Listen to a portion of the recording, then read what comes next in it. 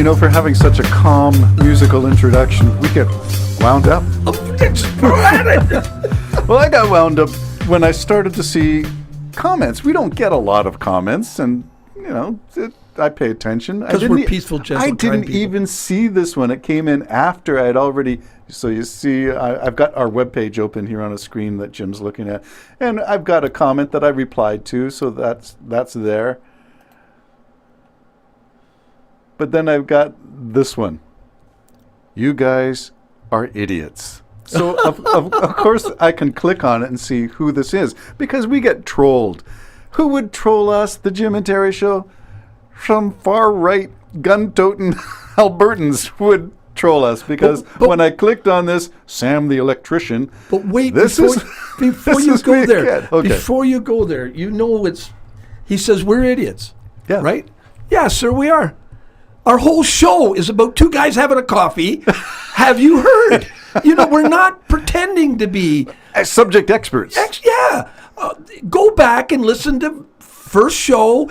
Actually, our first shows were about drinking coffee and roasting and how to get the best flavor. Yeah, the best coffee we could get. So, by the way, public service announcement, that coffee was from Victoria, a roastery called Cafe Fantastico in Victoria. I loved it. It was very good. Yeah, very tasty coffee. Yeah. There's a plug for So, Victoria. sir, ma'am, whoever you are, if you're real, well, if you want to think we're idiots, you're the one listening to two guys that have obviously we just want to speak our mind, and people that speak their mind, like you, maybe your IQ could be tested a little bit. Well, here is Sam the electrician, the guy who said, "You guys are idiots." So if you go to his site, you take a look at his videos. Go to his site, give him some hope. 4 years, 5 and 4 years ago, and he's all about Alberta separation. So he's a West Exit guy, and he's the guy who I told you about talking about gun control. He was out just having his nice me time. So I'm looking at the fellow and I'm saying, good thing Jim and I don't do our videos. We don't do videos. We do podcasts with audio only. Well, he's like us. He's basically got a face for radio. Yes, and his voice isn't much better. Anyways, I'm sure he's a fabulous guy. He could be, and maybe, I don't want to come down on you. Maybe he'd like to take you out to his gun range. But, all I can tell you is after my journey to our beloved neighbors, and it was great, I did down there, I said it more than once, said to the people I was with, we're so free in Canada. So free. Free from the threat of being gunned down. Well, just free. The whole feeling of Canada is free. And I had a good time down there. The people were great and lovely. But when I was down there, I did realize just how free we are. And to myself, freedom is knowing my neighbor can't come out mad in the backyard and shoot me. Matter of fact, it's so free, I don't have a fence. None of my yards are separated with fence. Our neighbors can walk back and forth. And if I see my neighbor in my backyard, I'm not going to take a gun and shoot him because I know he might be just borrowing the shovel. That kind of thing. Well, you said we're free in Canada, and I'd like to then take a look at another trolling comment. And it's fun to go through some of them if you got thick skin. So here's a guy, Kelp4EST. I don't know what all that means, but if I click on him, he hasn't got any videos posted. There's no content on his site, so that tells me he's a troll. But what did he say to us?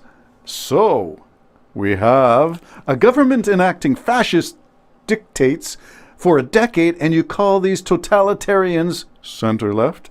You're a feminist nutcase living a pseudo-reality. Elbows up. What the...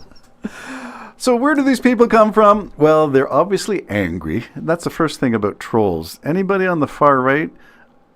I don't know about the left being so angry. I think you could find them, but...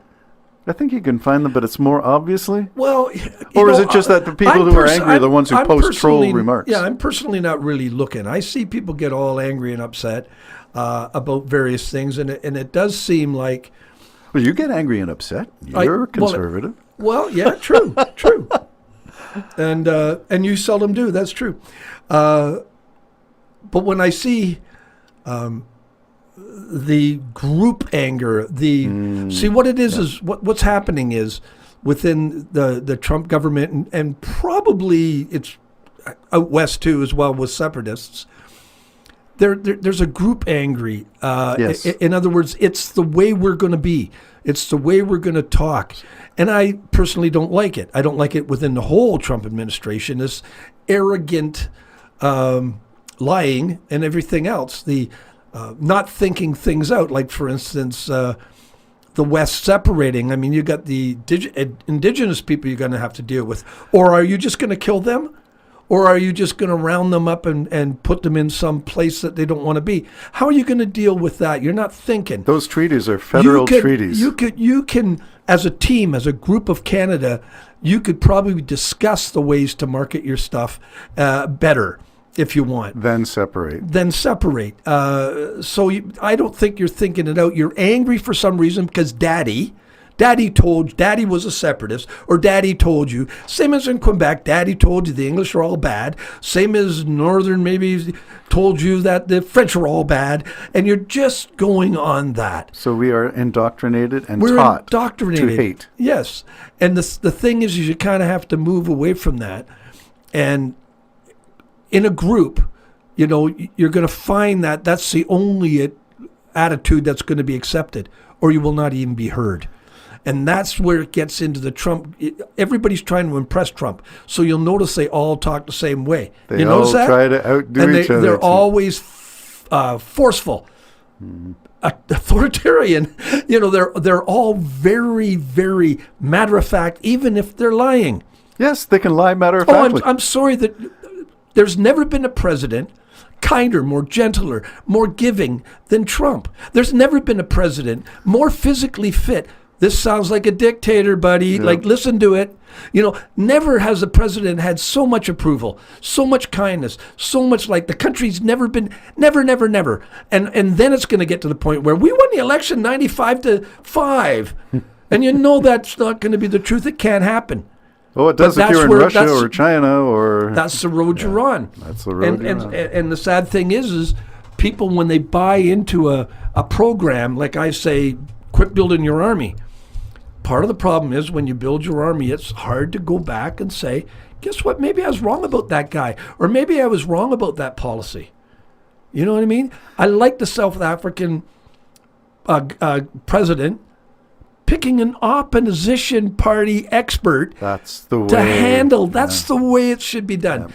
And I wish Canada would do that. Be an honorable, opposition. Okay, so dreaming dreams, why not? Should we not look for members from the other parties to form a cabinet? You know what? I think I would love that. I don't even know how that would end up working. I don't know but either. I think I would love that. Like, I would just love one time someone to stand up and say, I just want to say the NDP leader over there's got a real good point. Well, and we're going to be discussing this, and I think it'd be good if he was in that discussion. Okay, so what if NDP, famous for supporting unions and labor and the poor, had someone with expertise in labor?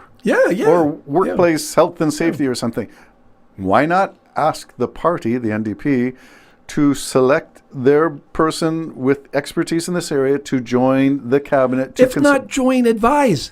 Why not? Just advise. Why advise? But isn't that what advisory committee? But isn't that supposed to be what's going on? So that you can honestly hear the other side. But that's supposed to be you sit on your side. I know. And they're supposed to talk. I wish that would happen. It's too adversarial now.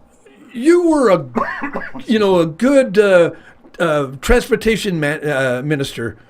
You know what, Harry? I think you might have had some stuff there. So as the leader of the Conservative Party or whatever, I think I'd like to have a meeting with you and say it publicly. Mm-hmm. And I'll sit down with you and we'll see your viewpoints and we'll see maybe there's something we can do about that. To me, what a way to go! That whole discussion, that conviviality, that freedom to explore and respect. Respect is the core of that. If you don't respect the other person, it's not going to happen. So you can be as invitational as you want, but if you don't respect the person, are you really going to listen?